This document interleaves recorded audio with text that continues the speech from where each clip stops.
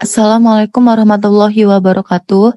Pada video pembelajaran kali ini saya akan membahas tentang praktik kebijakan moneter Islam.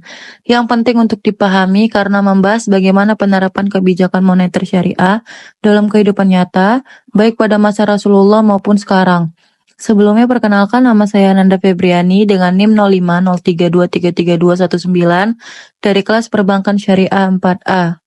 Pada pembahasan pertama dapat kita lihat, kebijakan moneter Islam bisa kita pahami sebagai cara mengelola ekonomi dan jumlah uang yang beredar, tapi dengan tetap berpegang pada prinsip-prinsip Islam.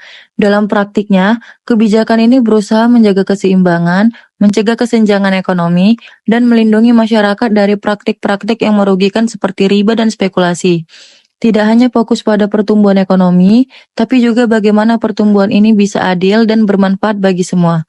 Kebijakan ini didukung oleh instrumen-instrumen syariah sebagai zakat, wakaf, dan pembiayaan tanpa bunga, yang semuanya bertujuan untuk menciptakan kesejahteraan dan stabilitas dalam masyarakat.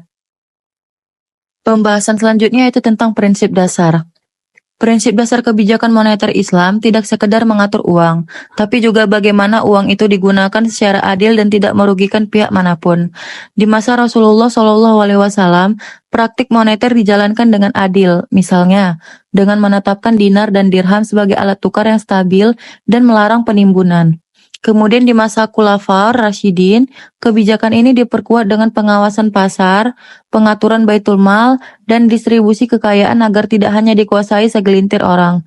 Semua ini menunjukkan bahwa sejak awal Islam, prinsip moneter selalu terkait erat dengan nilai moral dan keadilan sosial.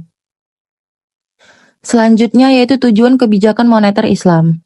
Tujuan dari kebijakan moneter Islam bukan hanya menjaga stabilitas harga atau maupun mengatur jumlah uang.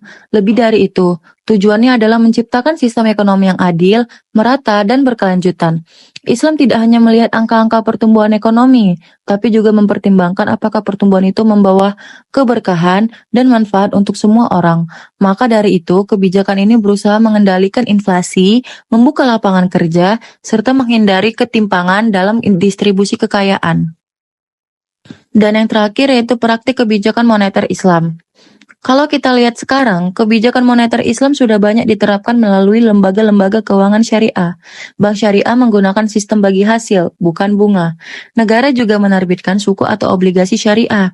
Bahkan, dana zakat dan wakaf dikelolakan secara profesional untuk mendukung pembangunan.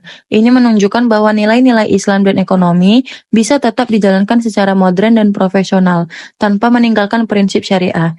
Jadi sistem ini tetap relevan untuk menjawab tantangan ekonomi zaman sekarang. Baik, kesimpulan dari pembahasan yang kita bahas tadi, praktik kebijakan moneter Islam adalah wujud nyata dari penerapan prinsip-prinsip ekonomi Islam dalam menjaga stabilitas dan keadilan. Dari masa Rasulullah hingga saat ini, sistem ini telah menunjukkan bahwa pengelolaan ekonomi bisa dilakukan secara adil, etis, dan bebas dari riba.